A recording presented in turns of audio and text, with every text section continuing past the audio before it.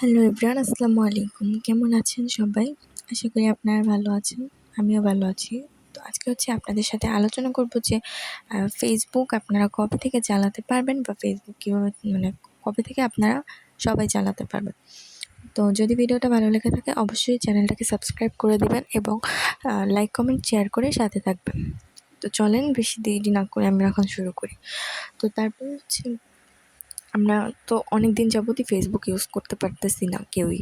Facebook বলেন, তারপর Messenger, তারপর ইনস্টাগ্রাম, এগুলো কেউ ইউজ করতে পারতেছি না। তো কিন্তু আমরা কিন্তু ভিপিএন দিয়ে ইউজ করতে পারতেছি। যেদিন থেকে আমরা নেট পাইছি ওয়াইফাইয়ের, তো ওদিন থেকে আমরা চালাইতেছি। কিন্তু মাত্র কালকেই ফোনের নেট আসছে। তারা এখনও ঠিকভাবে চালাতে পারছে কিনা আমি জানি না, কারণ ফোনের নেট অনেক স্লো। তো যাই হোক, এখন কথা হলো যে ফেসবুকে আমরা ঢুকতে পারতেছি না, কবে থেকে চালাইতে পারবো? তো এখনও কিন্তু তারা আমাদেরকে আর কি সরাসরি কোনো ভালো তথ্য দিতে পারে নাই যে এই দিন থেকে আমরা ফেসবুক চালাইতে পারবো। কিন্তু তারা এখন বলছে যে 31 তারিখে তারা মিটিংয়ে ডাকবে। তারপর আপনার সিদ্ধান্ত হবে ওই জায়গায় যে কবে থেকে ফেসবুক ওপেন করা হবে। এরপরে আমাদের জানানো হবে। এরপরে আপনি ফেসবুক চালাতে পারবেন। তো এখনও লম্বা রুট, এখনও লম্বা কাহিনী, অনেক দূর।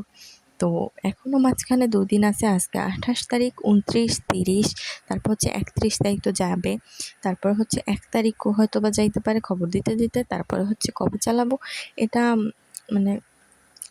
আমরা জানি না কেউই। তো এত দিন যে ফেসবুক আমরা ঢুকতে পারিনি, কিন্তু অনেকে কিন্তু ভিপিএন দিয়ে ঢুকছে, বা আমি নিজেও তো চালাই ভিপিএন দিয়ে। কিন্তু আমার একটা কথা হলো যে আমরা কেন চোরের মতো চালাবো ভাই ভিপিএন দিয়া?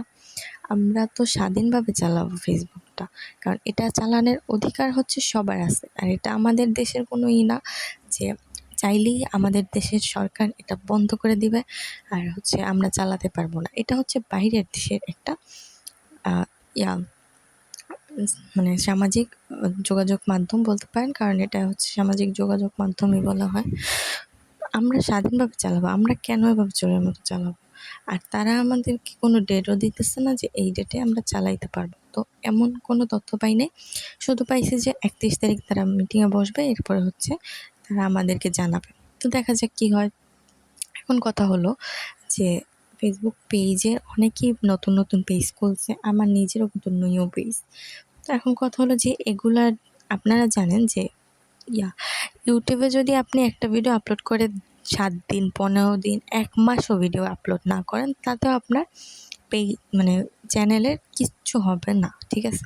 কিন্তু আপনি যদি ফেসবুকে একদিন অ্যাক্টিভ না থাকেন, তাইলে বা অন্যের ভিডিওগুলো না দেখেন, তারপর আপনি যদি রেগুলার ভিডিও আপলোড না করেন, রিলস আপলোড না করেন, তাইলে আপনার পেজের রিচ ডাউন হয়ে যাবে, এঙ্গেজমেন্ট ডাউন হয়ে যাবে। তো এইগুলা যে করতে কতটা কষ্ট, যে করে সেই জানে ভাই।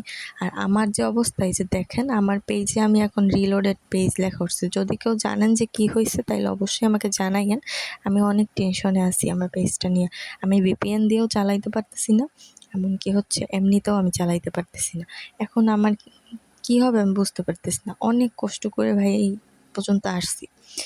যাই হোক, ইউটিউব আমি খুব পরে খুলছি, কিন্তু ফেসবুক আমি অনেক আগে খুলছি। তাইলে আমার সম্পূর্ণ কষ্টটাই কি বৃথা চলে যাবে ভাই?